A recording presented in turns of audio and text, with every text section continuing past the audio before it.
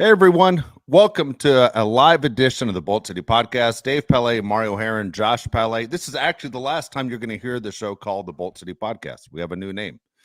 Excited to go by it. So the next time you see us, we're going to have a new name, new artwork, the whole deal. Again, should we announce the name now, guys, or should we hold off? So we announce it now. Announce it now. Yeah, announce it now. Go ahead. Okay, so the new name, hell, what am I holding back for? I mean, we need you guys to know it as fast as possible, is the Bolt Crew Podcast. Bolt Crew Podcast is the new name. That's where you're going to find us. Again, it's going to be the same 3 people doing the show. Might look a little bit different artwork-wise and everything else, but otherwise, YouTube, you're going to be able to find us the same way. We ask you to subscribe and like the shows, do all the things as normal. Follow us on social media so we can let you know exactly when things are happening as far as when shows are going up, that maybe this way we kind of have a little bit more control of the way things are going to go. I will say this, Odyssey has been great. It's been a great partner. They're the ones that owned the show before. This way, the 3 of us are owning the show. And so we're happy that we're going to put this under the JP25 media umbrella. And the show will continue to be about the same. So if you like the show, you like us, and you feel like we're one of you as far as fans that want this team to do really well, meaning the Los Angeles Chargers, this is definitely where we want you to be and continue to follow us through the 2024 season. So we'll talk more about it. Of course, continue to announce it as people will be joining the show. But again, Bolt Crew Podcast is the name of the show. So here we go. The draft is over. All right, we have not done a show basically since the first round. And we kind of have a better idea of the way things work. And you're seeing all these letter grades come out all over the place, right? I mean, what do people know? None of these guys have worn their NFL uniform yet. So you don't know exactly how guys did. Basically, you're looking at teams that were able to pick a bunch of college All-Americans and say, well, A+ for that team. A lot of them I agree with, a lot of them I disagree with, but I'm not a big fan of grading drafts, guys, in the past. And Josh and Mario, do you guys look at draft grades for teams? Nobody knows anything. Nobody knows anything. I look at the draft grades because there's nothing else to do, but nobody really knows if players are going to pan out. Like, everybody hates the Atlanta Falcons, right, for drafting Michael Penix. But if he ends up being good, then it's a good pick, right? Everybody can hate on the Falcons all they want for these picks, but they could end up being a great draft. And it goes for the Chargers too. I'm guilty of this. I was upset they drafted Ladd McConkey, and then I slept on it. And I figured, well, they kind of had to draft somebody that's going to get open, right? Because Keenan Allen was the guy that would get open before. They don't have anybody in the receiving core that can do that. Why not draft a guy like Ladd McConkey to get open? So that's just a good example of somebody who's pissed off one day and then happy the next. So I don't really read these draft grades and take them with a grain of salt. So, hand up, I remember this was a while ago when the Browns drafted Jabril Peppers and I think it was Deshaun Kaiser. That was his name, the quarterback at Notre Dame. I was like, dude, I mean, A++. I mean, I remember in 2nd grade, if you got above an A+, they give you an E for excellent. I was like, excellent. And now we're sitting here. I think both those guys are like out of the league. So it's funny. You look at the grades, you take it with a grain of salt. And hand up to, honestly, too, of all the, the riders out there that really go for it, right? That go like F. Like, I love those guys. Like, the guys that just go like B- or C+. That being said, my grade for the Chargers is like around there. But like the guys that really go for it with the F and the A+ is like, good for you. I love you guys. You're the ones that cheer for it, unless you have a grade that I disagree with. There you go. Dude, I hate to say it. I look over to the comment section on the right side. Oh, I'm getting grilled. Dude, it is. Dude, I literally laughed while you were talking, not because of what you said, but when that guy wrote Mario at the DMV. that was Keep it coming. Line. That's good stuff. That's good stuff. Mario's getting killed. Yeah, Mario's background's a little bit different. Mario's actually in a cubicle right now, which is hilarious. He literally put a cubicle inside of his living room to make it feel. Yeah. No, I'm joking. He's wanted to feel what it's like. But that DMV line was a funny ass line. Yeah, it's funny. There are different guys. I'm trying to think, and everyone knows the first round guys or the first overall pick that have been bust, right? Everyone talks about Ryan Leaf, Jamarcus Russell. Every team has their guy that was like, what the hell? Deshaun Kaiser, another perfect example, like you just said. Who's the guy, Josh, that was a cornerback at USC, even played a little wide receiver? The Titans drafted him. He's still in the NFL. Adoree Jackson. Adoree Jackson. Like, he was a can't miss. Jabril Peppers, I was never sold on, but Adoree Jackson, I was like, oh man, this guy's the deal. Whoever gets Adoree Jackson might be getting Charles Woodson. Nope. You know, I mean, you got Mike Woodson. It was ridiculous. So you never know. So when these draft grades come out again, it's always fun to look. I hate to say it, I do pay attention. The one that cracks me up, and not to make fun of other organizations, but like the Tennessee Titans every year end up with a B minus. You ever notice that? Maybe they get a C plus, but it's always a B minus, and it proves that the Titans are always that team that, man, your roster stinks, But at the same time, the Penix argument back, and we were kind of talking about he went where he deserved to go in the draft, just maybe the wrong team. If I'm Kirk Cousins, I'm a little frustrated for the reasoning that, hey, I signed a long-term deal, but you could tell that if Penix is doing anything and shows anything that he's able to play now, they're going to get rid of that contract as fast as they can. And then it's a move where the Falcons' argument back was, hey, look, we're going to need a franchise quarterback down the line. And when we plan on being as a successful franchise, we don't want to be looking for a franchise quarterback at pick number 28, 29, 30, all that stuff. So it's one of those where I can kind of understand their argument. Some of the moves that you saw trade-offer wise to move up now that the draft is over is insane. Like we talked a lot about the Chargers making a deal with the Vikings and possibly ending up with 2 first-round picks. The move that was offered by the Giants to the Patriots was amazing. And the Patriots said no. And the Giants wanted to move up to number 3, and they're going to give them their number 6 plus another number 1 plus another number 3. And you're going, that's a lot, but again, they were sold on their guy. They believe Drake May is their quarterback of the future. Maybe they're Tom Brady. So that's interesting, man. These comments are killing me. I know you guys are looking at them too. I'm trying to not even look to the right. But holy cow, man, you guys as an audience are on fire. Best I've ever seen. that was really good. This is a good one too. Mario looks like he's selling VIP tables and party favors for Miami nightclub. I saw the one that said Mario sold me a Chevy. Yeah, Mario sold me a 2023 Chevy. Dude, you look like the guy. No joke. Hey, let me check with my manager. We'll see if we can get that price. Yeah. Oh my God. I'm a guy that you're at a steakhouse and I walk up to your table and I go, "Would you guys like a free appetizer?" After the waiter spilled some on you.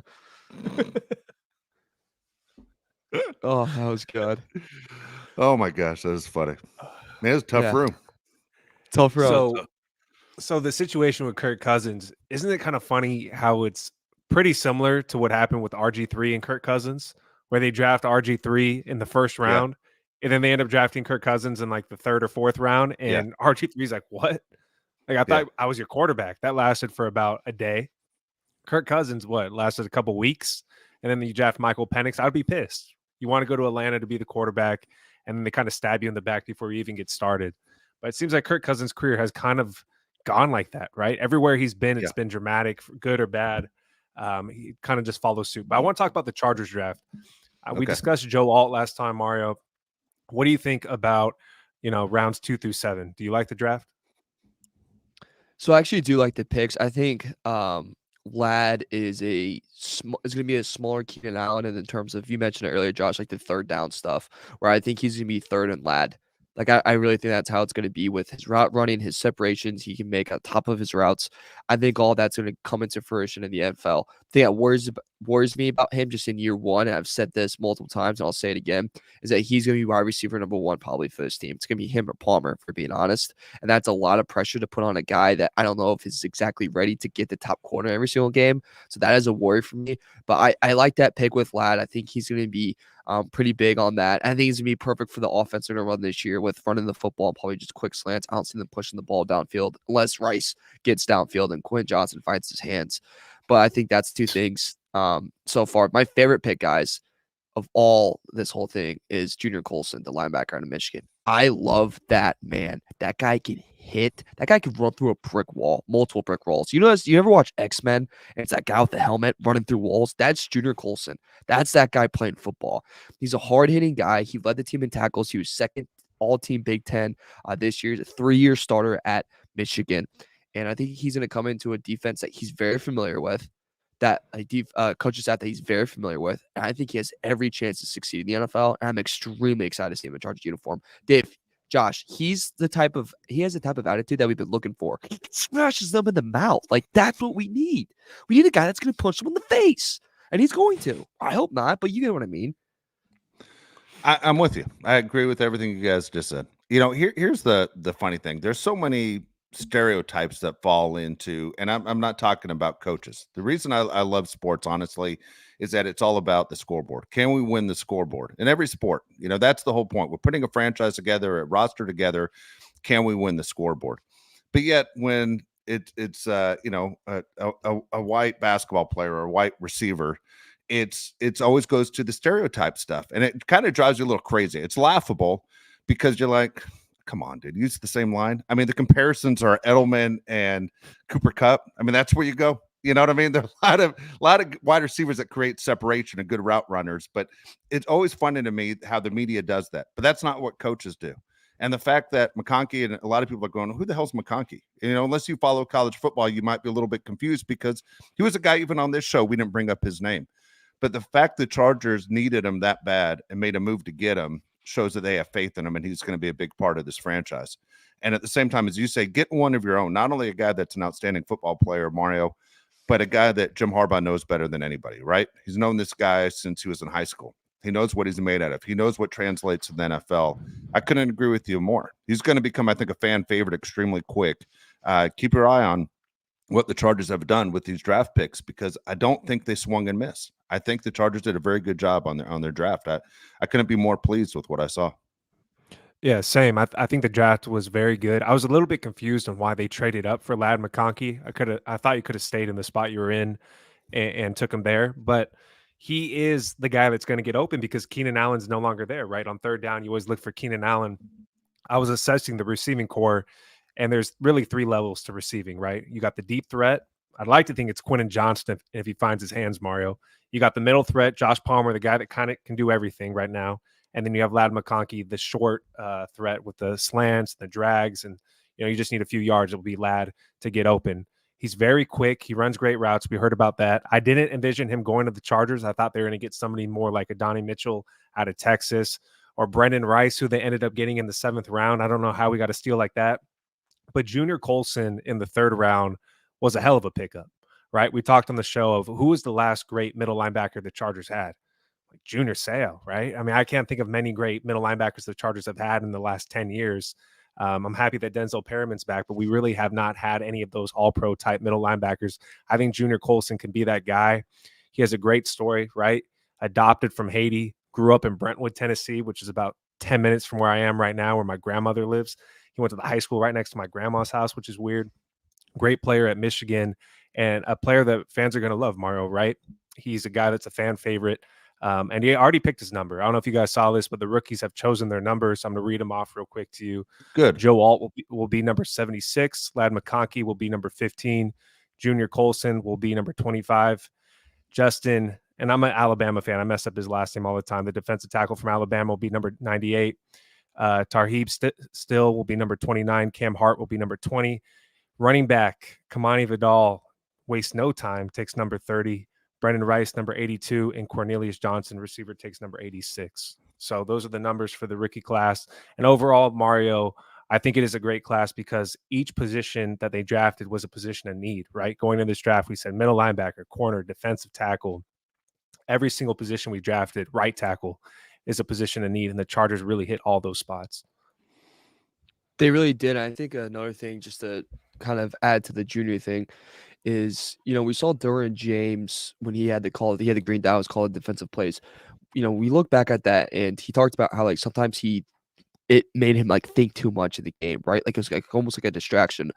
With Junior out there, this is a guy that's going to know the defense from the past 3 years of running it.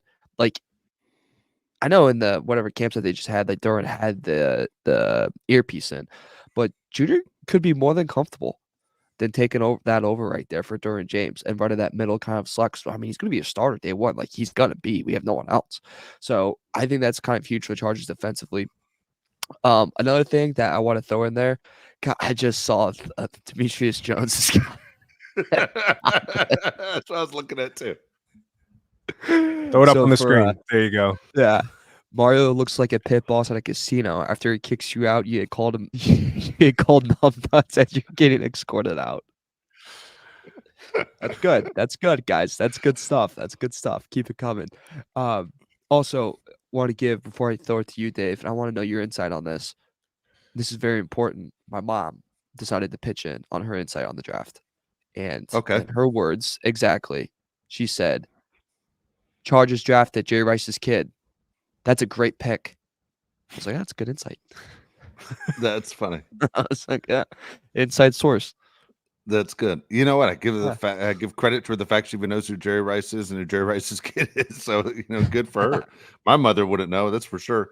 Okay, so here's what's interesting. We had a lot of people say before the draft they wanted the Chargers to get him, but we thought by all the talk, he's a guy that could go second, third round, right? I mean, can the Chargers get him? And what is the plan, right? You keep Blake Corum, oh, he's coming here. He's a Michigan guy, all that stuff that you're hearing. Well, he's coming to LA. He's just ended up at the Rams. But the fact that got Jerry Rice's son, I was excited about it, going cool. But where he went in the draft kind of made me nervous. I'm going to be honest with you. Like, what is it about him that made him slip? Here's a guy that, as we said about Marvin Harrison Jr., he knows everything there is to know about catching and route running, right? I mean, he learned from a Hall of Famer. Why did he slip in the draft so far? Is it just a straight athletic ability? Can he not find space? What is the issue? Why did he slip? And to throw a negative out there, if his last name wasn't Rice and he wasn't related to Jerry, would he have been drafted at all? Probably not. I don't understand why he slipped, though, because if you watch his film and you watch the intangibles that he has, I thought he was a top 4 round receiver. Like, I don't understand why he slipped to the 7th round. Does he have issues that nobody knows about? I don't think so. He seems like a great kid. I love the pick. I think if you look at the Chargers draft and say, how many of these guys are going to be starters or play regularly, almost every guy they drafted falls into that bucket, right? Joe Alt's going to start immediately. Ladd McConkey is going to start immediately. Junior Colson should start immediately. Justin Igiobi should be in the rotation defensive line. Tarheeb Still, we really don't have a second cornerback. He should be playing. Cam Hart, who knows if he plays, he's a defensive back. Brendan Rice should play. Cornelius Johnson should get some run. There's like 6 guys in this draft class that should play immediately. Not too many times you draft a guy in the 7th round like Brendan Rice and think he's going to play, right? He might not even make the team. A lot of the times these guys don't even make the team. He should absolutely play. And I think the Chargers got great value in day 3. You look at some of these drafts, teams take flyers, right? Because you do that in the later rounds. You want to see if guys are going to make it. I don't really think the Chargers took flyers. They took guys at calculated risks. They know this guy's going to play because there's a need. There's nobody on the roster right now. And Jim Harbaugh, to me, this is year 1 of about year 3 of building the team that he wants. It's like when a coach takes over a program, he's really inheriting the players from the previous coach. That's what he's doing right now. He's inheriting the players from the previous regime and Tom Telesco and Brandon Staley. Now he gets to build his team, and you can see it by the draft picks. This is a totally different draft than what you're used to as a Charger fan. If you're a Charger fan, I hope you're watching the Raiders draft, right? Because you're thinking that's who we could have probably gotten if Tom Telesco would have stayed here and Brock Bowers goes over there. But I wouldn't take the Chargers. I wouldn't take another team's draft over the Chargers within our division. I think the Chiefs killed it. I think the Raiders did fine. I think the Broncos were okay. But I love what the Chargers did for building the team that Jim Harbaugh wants, right? It's that smash mouth football the Chargers haven't been in years. Yeah, I think the thing to go back to your point about the Chiefs too is shout out to the Bills for just going, hey, here's the silver platter for you upgrading your freaking receiving core. Thanks a lot, Buffalo. But yeah, I think the Chargers have everyone in the AFC West. I mean, I don't get the Bo Nix pick by the Broncos. We said that earlier. I don't get that at all. I picked it. Yeah, and I don't think the Raiders got better at all. I think they avoided some spots. I just don't get Brock Bowers and Michael Mayer. I truly don't get that. And to your point too about the Brendan Rice thing, I know like there's just some things like only 2 drops in 2023, only 2, and he was a touchdown scorer in every 5.2 catches during his career. Like that's insane. Like that's great stuff to have on the resume. Yeah, it's at USC. And yeah, the competition wasn't the best, and yeah, he had the best quarterback in college football throwing to him. So like the ball was always on a dot, it was on a string. So like he didn't really have to do these Odell Beckham Jr. amazing catch where that makes your career, and then you're not anything else after that. Oops, didn't mean to throw that one in there. But I think the big thing too is just him getting strong. Like I love this too, Dave, just really quick. Like when scouts are like, well, he needs to get stronger. It's like, dude, everyone in the draft needs to get stronger. You're going up against grown men now. Like, thanks, Sherlock. Like, I had no idea. Like, it's really, they're gonna need to get stronger. It's like going to college when you go to college and like, yeah, you're gonna need to put on 15 to 20 pounds because you're going up against superhumans. So look, I love the Chargers draft. I love what they did. The Cornelius Johnson last pick from Michigan, I thought was like I think he's gonna be like it wouldn't surprise me if he turns into kind of like a St. Brown, not the Detroit Lions, his brother. That's a very good run blocker, Dave. I think we're gonna kind of see that from him coming up this year. It'd be interesting to see how, not only the other teams in the draft did. I mean, so looking around the division real quick, around the AFC West, I'm sure everybody saw the news that Travis Kelce signed a 2-year contract extension. So at least that's 2 more years you have to deal with him. I really didn't want to see Brock Bowers go to the Chiefs. Like, I was afraid they're creating the new Travis Kelce because we understand that Andy Reid's offense works extremely well with the tight end. Telesco getting Brock Bowers, as much as people want to criticize it, again, I'll go back to what the Patriots had when they had Aaron Hernandez and Gronkowski. The offense was basically unstoppable. And if you look at the quarterback that the Raiders have in Gardner Minshew, who, people look at, oh, he's just a journeyman. And yeah, he's been with a bunch of teams. His numbers are better than Trevor Lawrence's numbers. I mean, he's a guy that doesn't hurt your team as long as he controls the ball and doesn't make mistakes. Not saying the Raiders are a playoff team all of a sudden, but if you look at projections for next year's draft and what the Raiders plan on doing, it sounds like they're going to get, Beck from Georgia. Sounds like, their plan, that we're going for a franchise quarterback the next year is what the Raiders want to do.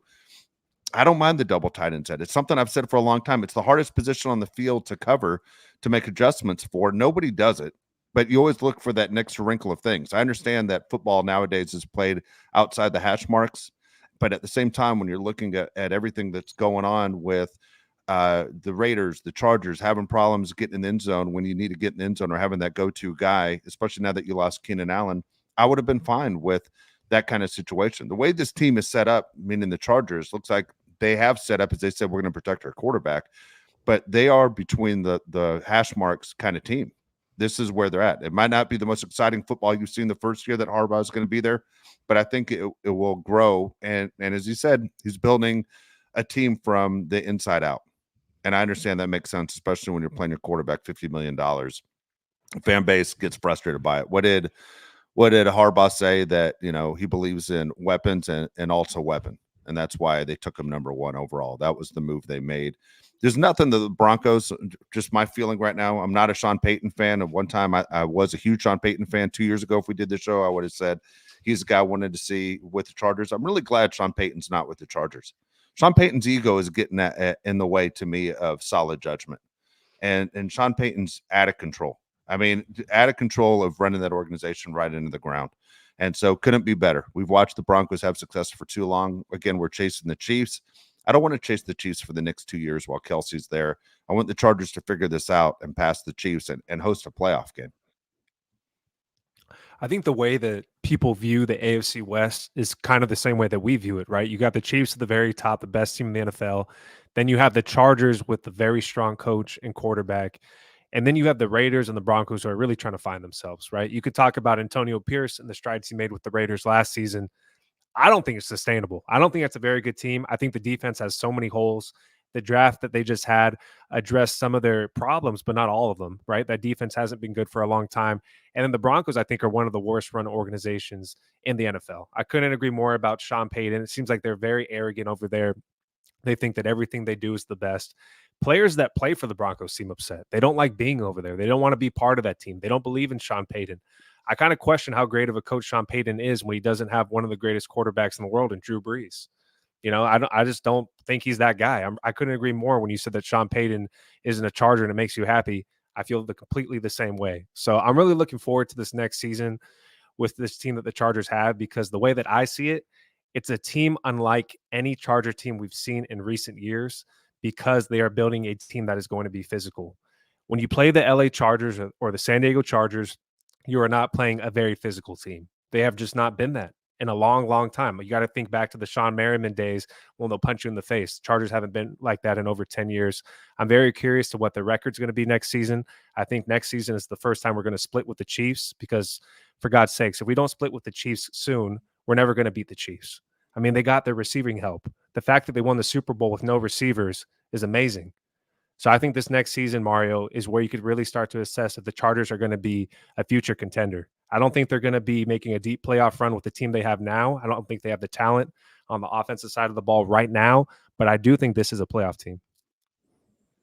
I think I do agree. I think it's a playoff team. I think it's a wild card team. I think that's the degree of the Chargers. And look, the honest truth about the Chiefs, they're the Super Bowl team. They're a Super Bowl favorite. They're the team to beat until they're hurt.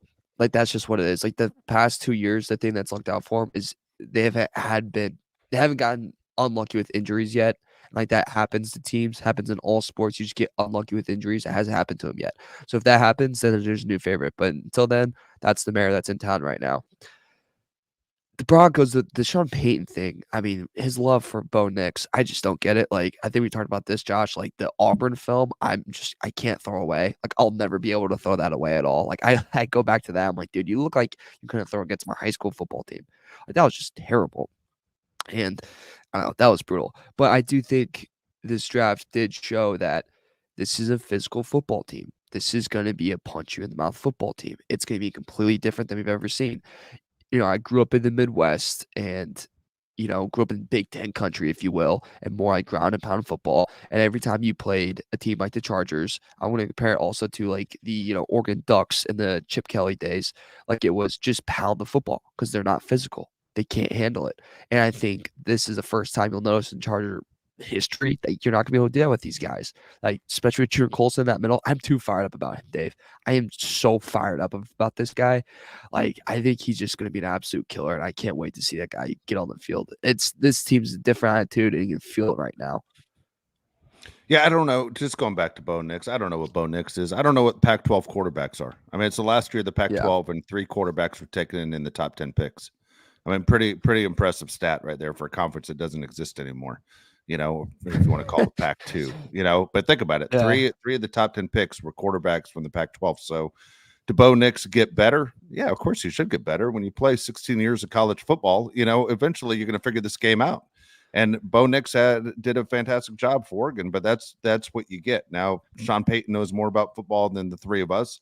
He'll tell you. He absolutely does. So I don't know. Now, with Sean Payton that good of a coach? Was he that good of a coach because he had Drew Brees? We'll figure all this out. Everything is going to come out on what Sean Payton is capable of doing. But as Josh said, man, the talk is people are not enamored by him. He makes a ton of money. And this was the big signing with the new ownership that they're bringing in their guy and Sean Payton. I hope it fails. Hope they fall in the face. It's another team we don't have to worry about. It's been a long time since the Raiders have figured things out, like Josh said. It's been a long time. It's not the Raider football that had built that legacy as just one of those, franchises. When you go over 20 years and you haven't done anything, sorry, it's different. I mean, the fact that Mario has never seen the Raiders when they were good says a lot, Literally. So, Yeah. right. I mean, last time the Raiders won the Super Bowl, you're like 3. So, I mean, it's been a long time since I think the Raiders have made 2 postseason appearances since you've been alive. It's not the same team, not the same organization that Al Davis built, and it just changed a lot. It is funny how the Chiefs were a team for years that you didn't worry about, but again, eventually it's our time, meaning it's the Chargers' time, right? We're the one team in the division hasn't won a Super Bowl. The Raiders have 3, the Broncos have 3, the Chiefs have 4, we have 0. We have to be that team that this is why you hired Jim Harbaugh, that you have faith that Jim Harbaugh still understands the NFL and the people around him understand the NFL enough to get back to winning and being a team that you can count on being in the playoffs all the time. To me, the perfect organization, and I'm not a fan of this team, so don't say you love this team. I admire this team for the fact that they never embarrass themselves, meaning they're never picking number 1. They aren't picking in the top 5 ever. It's the Steelers. If you could be a franchise that's consistent as the Steelers and not the biggest market and seem to find a wide receiver that always seems to have success or a running back that seems to have success and smart enough to let them go. You notice the Steelers don't throw their money into those guys. They let them go and find the next guy and throw their money into other players. The Steelers are so consistent, have been consistent for 50 years. If you could have that as a fan to go, my franchise is that consistent for 50 straight years and you don't have those lulls, That's amazing. I mean, we're getting to the point because the way our memories work that a lot of people are going to go, I don't remember when the Patriots were as dominating as it were. But in our lifetime, the Patriots are that team, that franchise that you think about. The Patriots were a joke before Tom Brady, and they were a joke after Tom Brady. But to be that consistent franchise, what else could you ask for when you say, I can't wait for football season? If you're like me, and this is how I watch sports, Lakers are out. Okay. They get eliminated. I'm going, all right, well, I'm in on Dodger baseball. And then from Dodger baseball, I go to Alabama football and Charger football. That it just it runs in a constant circle of what's next, of which team has a chance of winning a championship.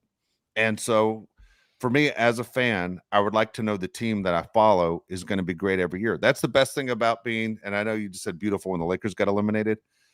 The best thing about being a Laker fan, the Lakers are always going to be a team they talk about. The Dodgers are always going to be consistent. Alabama is always going to be consistent. For a sports fan like me who uses sports as a huge outlet to make my life better, I want the Chargers to be consistently good. And I'm tired of the ups and downs and blaming it on coaches and general managers and owners' sons and everything for why we aren't that team. Yeah. So the way I look at like a strong point of a team is the way people assess baseball, right? In baseball, you always say, I want to be strong up the middle. Mario, I don't know if you understand baseball terms like Dave and I do, but you want a strong catcher, you want a strong shortstop, you want a strong second baseman, and a strong center fielder. I kind of look at football the same way. A lot of the greatest defenses in NFL history have a strong defensive lineman in the middle, like a nose tackle like Vince Wilfork. You have a strong middle linebacker, and then you have a strong safety right in the middle of the field. A great example would be the Baltimore Raven defenses, Haloti Ngata, Ray Lewis, Ed Reed. The Chargers have been strong on the outsides, right? You have guys like Keenan Allen, you have guys like Khalil Mack, you have guys on the outside that are playmakers with no middle linebacker, no defensive tackle, and then you have Derwin James in the back end. The Raiders, to me, have a guy in Max Crosby that plays on the side. If you have somebody that's on the side of the field, of the line, you can phase them out. That's why I think the Raiders are never going to be that great with just Max Crosby. I understand they have Christian Wilkins. He might make a huge difference. But once you're strong in the middle of the field, then I think you're really going to have a great team. Jim Harbaugh, I believe, feels the same way, right? They're fixing the offensive line. They're fixing the defensive line. We finally have a middle linebacker, and then Derwin James can roam around free in the back end. This Chargers team is going to be different because it's going to be strong up the middle, and they haven't had that in a long time. Poor Justin Herbert can finally stand up straight because we're finally going to have two tackles that can play football. Trey Pipkins is going to be on the sideline. Thank God. Bradley Bozeman, we have a real center stepping in for Corey Linsley that was left last season. I mean, for God's sakes, man, I feel so happy for Justin Herbert that he finally has some help up the middle. And the defense, you're going to see it this next season, is going to be strong up the middle. We have not had that in such a long time, Mario. I'm so happy. I'm very excited. No, I know which one you laughed at, Dave. I know exactly which one you laughed at. Did I try not to look over there because you guys are killing me? But holy cow, man, that made me laugh.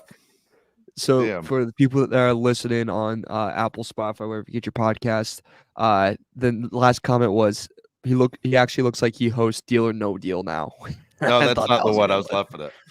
I was laughing at the one. Why is Mario in a suit? Mario looks like a loan officer at the bank. Okay, that's another good one.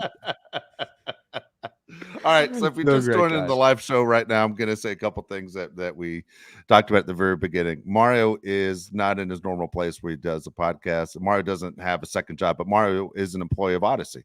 So he wears a lot of hats. He just happens to be in a cubicle. There are people around Mario right now in other cubicles who are actually working. He's doing a show. That's why his voice isn't projecting the way it normally does. But oh my gosh, that is too damn funny. But yeah, Mario's in a suit. I give him credit for wearing the jacket. You didn't even have to wear the jacket. You could have easily taken it off, but you owned it. So I give you a little bit of credit. Yeah.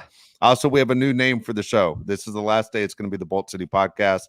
We're now the Bolt Crew. It's going to be the Bolt Crew Podcast, the way it's going to go. So again, that's the way you're going to look for us. Show will look a little bit different, but you're going to have the same exact host. It will sound the same. Just the artwork, if you ever notice, the artwork we have right now will change a little bit. But otherwise, it should be about the same show, and we're excited about it. But again, Bolt Crew is the name of the new show. Very, very exciting. Some of these you got to read through, Mario, because again, there are people I know who are going to listen who aren't going to see the live video at the same time. I don't know if people are catching all the stuff on the side, but man, you guys have killed it today. You're making me laugh the entire time. I'm trying not to look at it because I'm trying not to be disrespectful to Josh and Mario as they're talking, because I know I'm going to start laughing while they're talking. Real quick question. for you guys. By the way, I was thinking this earlier today, and it's a sidebar of the Chargers, but I wanted to get your guys' honest opinions. With the whole Falcons thing, if Falcons didn't take Penix, like they didn't take a guy that's old that has a ton of injuries, is that a good like? Do you think that pick gets recited or looked at as better? Like if they got JJ instead and said JJ, you're gonna wait, would that look better? Drake May better? Like would that looked better? Because I think if it was a younger guy that didn't have these injuries, it would have been looked at as a genius move. But since it's older, it doesn't. I think anytime you spend $100 million on a player and then you try and find his replacement with the first pick is going to be scrutinized. It's a tough move. I mean, it was the most Atlanta thing of all time, right? This is what Atlanta does. If there's any organization that's going to do this, it's going to be the Atlanta Falcons. That's what they would do. I mean, it's like the Raiders getting a tight end last year and then getting one this year. It's the same kind of argument of what are you doing? The difference is we don't play, flex fantasy football in the NFL. You don't have two quarterbacks on the field and get points. That's not the way it goes. In the NFL, you can actually put two tight ends on the field at the same time. You don't put two quarterbacks on the field at the same time. Looking at Atlanta and their press conference afterwards and looking at Arthur Blank going there, what the hell are we doing? First of all, Arthur Blank, it's your team. Like, how do you not go down and ask your general manager ahead of time, hey, what's the plan? I mean, you own the team. Wouldn't you ask, what is the plan? Why are you shocked? How embarrassing is it for you as an owner, as an organization, to be as shocked as your fan base? And then to look at the general manager and look at Raheem Morris, has Raheem Morris not slept in 3 weeks? Because he was all over the place. Like the GM even said he hasn't slept in a while. Like, stop talking. He was just scatterbrained and just couldn't stop running his mouth. Nothing was making sense. It was embarrassing. And nothing against Morris. But Josh and I were talking about this off there. A lot of times, and let's be honest, coaches are hired to be fired. Even Bill Belichick got fired. Raheem Morris is the ultimate. He was hired to be fired. Like the Knicks guy is the guy that has a chance of winning with the Falcons. He is going into basically a horrible situation, and it's a shame because it's going to be a second chance as a head coach, and this will be it. He's going to be Norv Turner for the rest of his career. When this fails, he's going to be a coordinator. He's never going to be that guy that's going to be known as a great head coach. I don't understand the pick, Mario. It could be JJ McCarthy. It could be, Bo Nix. Could be any quarterback, and it wouldn't make sense to me. Like Dave said, you're paying Kirk Cousins $100 million.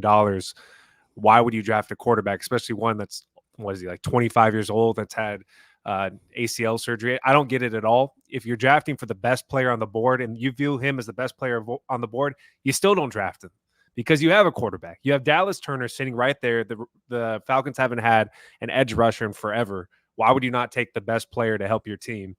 I don't get it. I don't feel bad for the Falcons, one of the worst organizations in the NFL. And Arthur Blank, how do you not know who your team's going to draft? You're the owner of the team. Why would you walk in there and act surprised? You should know more than anybody who's on the big board and who's coming first. I don't get it. I don't get it at all. What a horrible organization. And the Buffalo Bills too, man. I don't think the Buffalo Bills are getting enough crap for trading with the Chiefs. What a stupid move. The one team that you cannot get past, you trade with to take the position that you need. It's the dumbest thing in the world. It doesn't make any sense.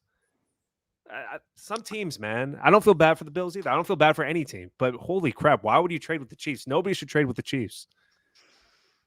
No. The whole I thought the Bills would trade up at one point. Like, I thought that was going to be a pretty liable thing, right? You know what I'm saying? Like, I thought they could, and the fact that they trade back, it just dings us too. It's like, dude, come on. Like, thanks for nothing, dude. Thanks for kicking us in the nards. The team I will give respect to, that I thought they were going to do something that they didn't, is I really thought the Jets would try to add another wideout, would try to add Brock Bowers. And they went online. I think that's actually one of the smartest moves the Jets have ever made. Like, thank the Lord they decided, hey, let's actually address the position that got our quarterback killed this past year. Let's actually do that. So shout out to the Jets for finally do that, and they didn't jet that one. But you know what? Without staying with the Jets, before I know you have more to say, is we kind of pointed that out right before the draft that all the talk was Bowers to the Jets because it seemed like it made the most sense. But what did we say on the show? We said on the show that Aaron Rodgers has never worked well with the tight end. So what's the point, right? Aaron Rodgers is 1 year left on that contract. So you're going to tell Aaron Rodgers at 40-something years old, hey, we're going to work the tight end and you're going to change basically everything that your eyes are trained for when you're looking to see who's open. It was a smart move. Give him more protection. He has Wilson. He has Mike Williams. He has guys that he feels comfortable using as wideouts. And then you have more time to make your decisions. It was the right move for the Jets. Shout out to the Jets. Who'd have thought? Who do you Not think? me. Who do you think had the best here- draft? You guys, is there a team that you Okay. think had like the best draft? Yes. Yeah. Hold on one quick second. I will say this about the Bills, and we kind of spoke about this with the Chargers, that the Chargers could have been the Bills. Meaning, I honestly believe if the Chargers did not sign Jim Harbaugh as their head coach, I think they would have messed this up. And I think I was the one that took this angle. You guys took the other angle, if you remember. I didn't want to rebuild with Justin Herbert as a franchise quarterback. Once you have that franchise quarterback, your window is open to win.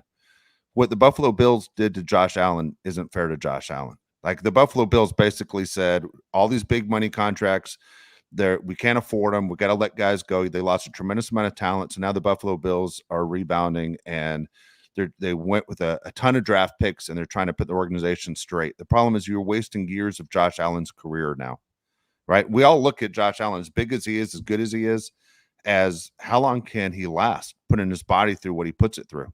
You don't think he's going to put his body through even more in the next 2 years while the rest of the Buffalo Bills roster is waiting to figure out the NFL?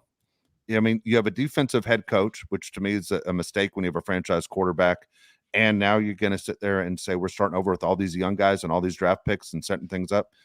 Josh Allen's going to leave this game without winning, which is fine with all of us. But at the same time, he might leave this game in a wheelchair.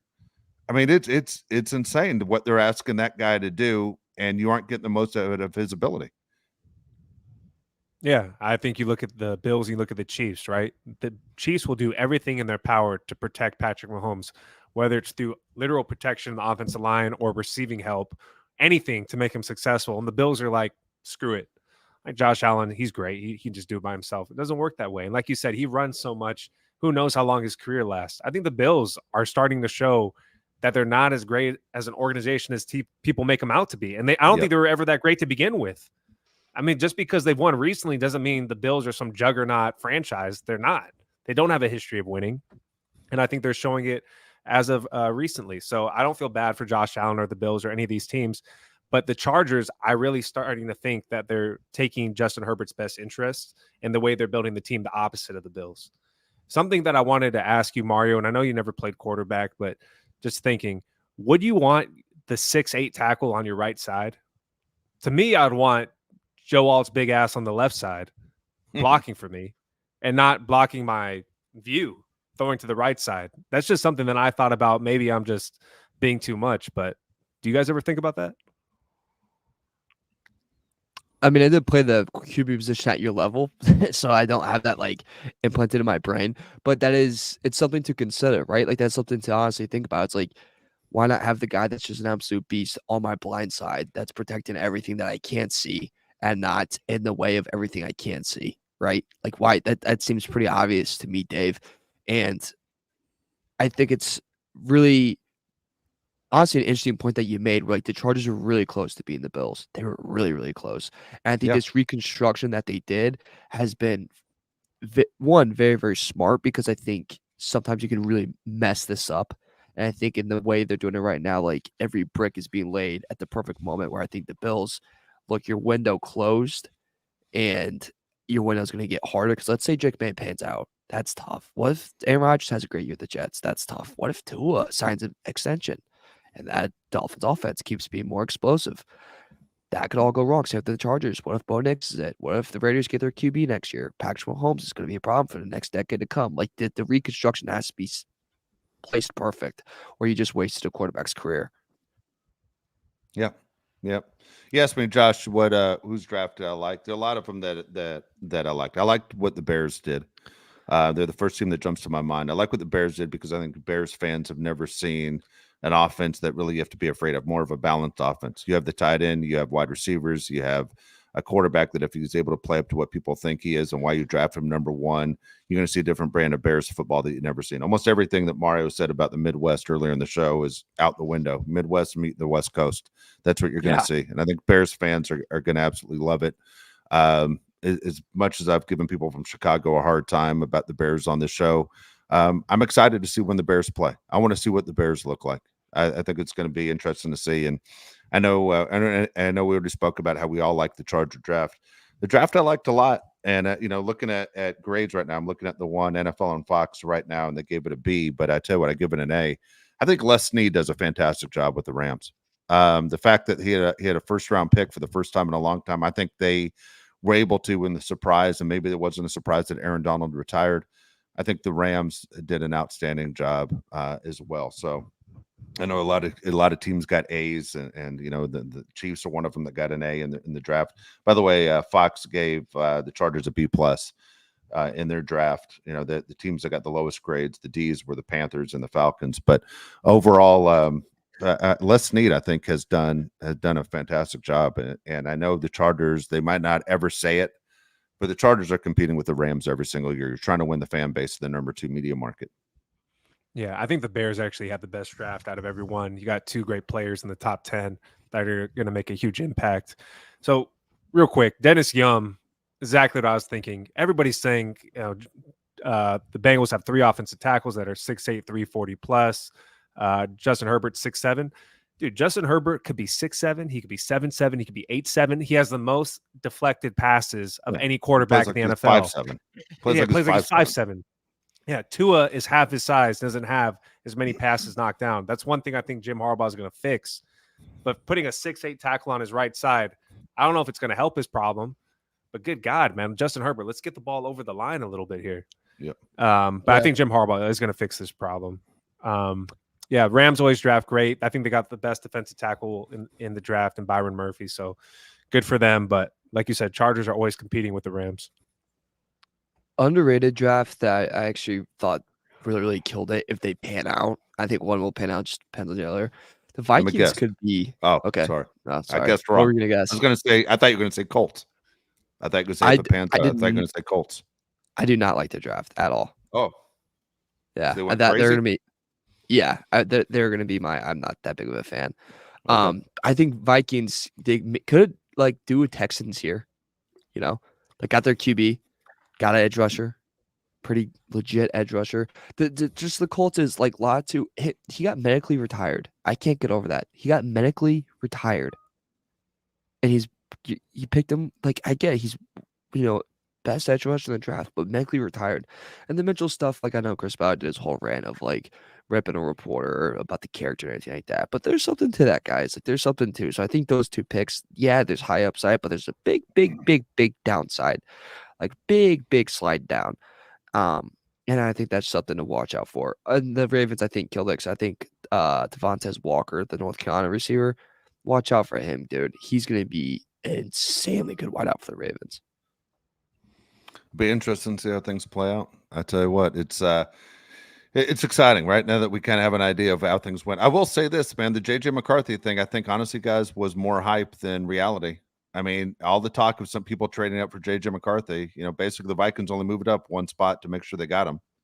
And that was it. And the Vikings normally do draft pretty well, but I think the JJ McCarthy thing of going in the top 5 or going number 4 or number 3 overall was kind of like we called out earlier, saying this is one of those that get people to make a mistake or to waste a pick. And I mean, JJ McCarthy, if you would have told him 5 months ago you're going to be a top 10 pick, he probably would have said, no way. Where do I sign? And then here he is, a guy who attempted 18 passes a game in college. All of a sudden, it's a top 10 pick. Teams didn't go running for him. They didn't go running for him. It was all, basically smoke and mirrors with him. We'll see how it plays out, man. I'm still not a fan. Still not sure how it's going to work out. If he ends up being a stud, man, you can keep this clip and put it right back in my face and say, man, you don't know what the hell you're talking about. But I don't see it, man. I just don't see it. Yeah, that's fine. Yep. That's fine, Mauro. All right. Do you have a couple comments you want to read? Otherwise, I gotta go coach a baseball game. I don't mean to rush off, but I got a big high school game to coach. You got a couple comments on it? You guys killed it. Roast. Yeah. You guys killed Mario today. It was absolutely fantastic. I like Mario sold me a Kia. Mario already sold me a Chevy. Yeah. Mario, can you bundle my home and auto? All that stuff is freaking hilarious. It was very, very funny. It made me laugh all the way through. Again, this is the last show we're doing is the Bolt City podcast. When we come back, we're going to be the Bolt crew. Again, we thank Odyssey for giving us this opportunity, but this show will be under the umbrella of JP25 Media. So we're looking for the opportunity to own our own show and big things coming in the future. Mario, wish you the best of luck with that bear as you're doing that car commercial this afternoon, and you're going to kill it. You're going to be fine. Thanks, guys.